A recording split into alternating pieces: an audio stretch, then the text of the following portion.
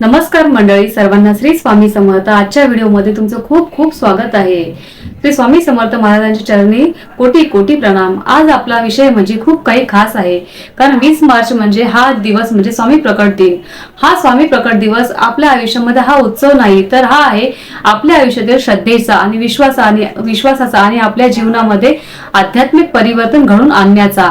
तर आजच्या या मोठ्या आणि सविस्तर व्हिडिओमध्ये आज आपण जाणून घेणार आहोत की आपण तारक मंत्राची सेवा कशी करावी. स्वामी प्रकट दिनानिमित्त तारक मंत्राची सेवा कशी करावी, 11 माळी जप कसा करावा, आणि हे सेवा आपण जेव्हा करतो तेव्हा आपण कोणते नियम पाळावेत, आणि जो व्यक्ती ही रोज सेवा तारक मंत्राची सेवा करतो त्याच्या आयुष्यामध्ये काय काय बदल झालेले आहेत, त्यांच्या मुलाच्या आयुष्यामध्ये काय काय बदल झालेले आहेत, पतीच्या आयुष्यामध्ये काय काय बदल झालेले आहेत, कोणते त्यांच्या घरामध्ये कोणते सकारात्मक बदल होतात.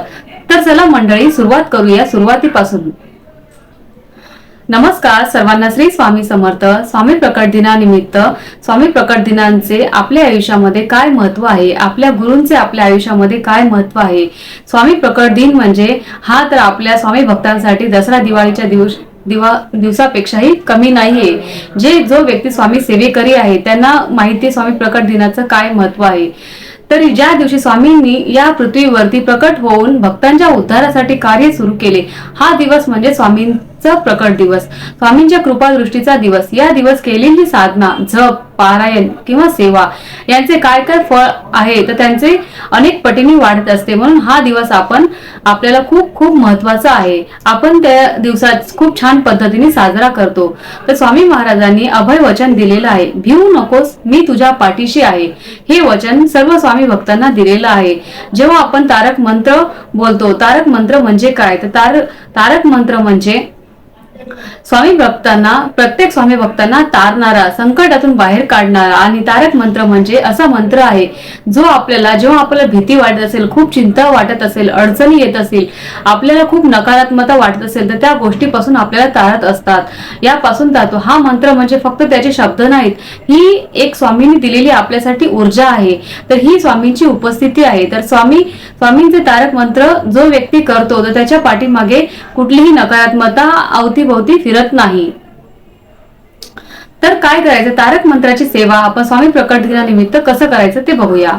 तर मित्रांनो, पहिला टप्पा असा आहे की सकाळी आपण लवकर उठावे, स्नान करावे, स्वच्छ हलक्या रंगाचे कपडे घालावे आणि परिधान करावे.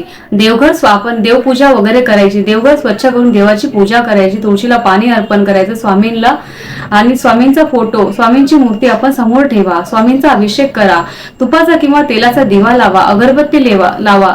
देवपूजा झाल्यानंतर आपण त्या क्षणी वातावरण कसं सकाळी सकाळी कसं सकारात्मक एनर्जी असते, शांत वातावरण असतं.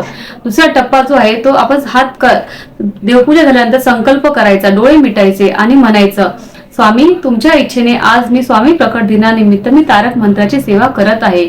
माझे मन एकाग्र राहू द्या, माझ्या कुटुंबावरती तुमची कृपादृष्टी नेहमी राहू द्या. असा मंत्र आपण असा संकल्प आपण सोडायचा. आणि मंत्र जप, तारक मंत्र स्पष्ट उच्चाराने, प्रेमाने आणि शांतपणे म्हणा.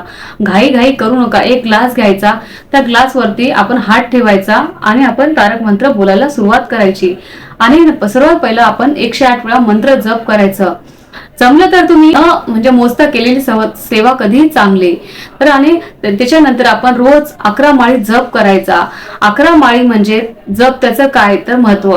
11 माळ म्हणजे 11 वेळा पूर्ण जप माळ, 108 वेळा जप माळ आपल्या हातामध्ये घ्या. अंगठा आणि मधले जे बोट असते ना, या बोटामध्ये वापरा, तर्जनी बोट वापरू नका. प्रत्येक मणीवरती एक मंत्र म्हणा, सुमेरू मणी, आणि तो मणी ओलांडू नका. माळ उलटी फिरवा. जप करताना डोळे आपले मिटलेले पाहिजे. स्वामींचा चेहरा आपण आपल्या डोळ्यासमोर पाहिजे. आणि स्वामींना मनामधून, आपल्या मनामध्ये आपण जेव्हा जप करत असतो तेव्हा आपल्या मनामध्ये खूप वाईट विचार असतात, पण आपण स्वामींनाच प्रार्थना करायची की असे विचार माझ्या मनात येऊ देऊ नका. आणि पुन्हा आपण मंत्रावरती आपले लक्ष केंद्रित करावे. ही सेवा करताना आपण तन मन आपलं पूर्ण स्वामींच्या चरणी ठेवायचं. आणि लक्ष भरपूर वेळा भटकत असतो, पण ही सेवा करत असताना आपण लक्ष आपलं भटकू द्यायचं नाहीये. जो व्यक्ती तारक मंत्र बोलतो त्याच्या मनातील ना पूर्ण भीती ही कमी होते. आपण जेव्हा रोज जप करतो तेव्हा आपलं मन पूर्ण हे शांत होतं. जेव्हा आपला आत्मविश्वास वाढतो, आपल्या मनातील जे नकारात्मक विचार आहेत ते हळूहळू विचार पूर्णपणे कमी होतात. आपल्या घरातील वातावरण पूर्ण शांत होतो. जिथे आपल्या मंत्राचा नाद होतो तिथेच वाद पूर्णपणे कमी होत असतात. आपल्या घरामध्ये सकारात्मक ऊर्जा वाढते. मुलांच्या आयुष्यामध्ये बदल होतात. आणि म्हणजे आपल्या घरामध्ये जर समजा आई वडिलांचं भांडण होत असेल, त्या व्यक्तीला आपण तारक मंत्राचं पाणी करून दिलं तर त्या पाणी ते मुलं पिल्यानंतर त्यांचं पूर्ण मन शांत होतो आणि आई वडिलांचं पण मन शांत, डोकं शांतपणा होतो. मुलांचा अभ्यासामध्ये लक्ष लागतो. मुलं हट्टीपणा कमी करतात. आत्मविश्वास वाढतो. पतीच्या आयुष्यामध्ये बदल घडतात. त्यांच्या कामामध्ये, नोकरीमध्ये अडथळे येत असतील, त्यांचं प्रमोशन होत नसेल तर प्रमोशन सुद्धा होतो.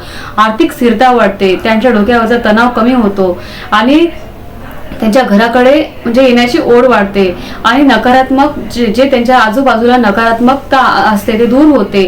त्यांच्या घरामध्ये सतत भीती, चिंता, आर्थिक अडचणी असेल तर ते नियमित पाणी मंत्र जपाने, तारक मंत्राच्या सेवेने ते पूर्णपणे दूर होतात आणि सकारात्मक एनर्जी वाढते.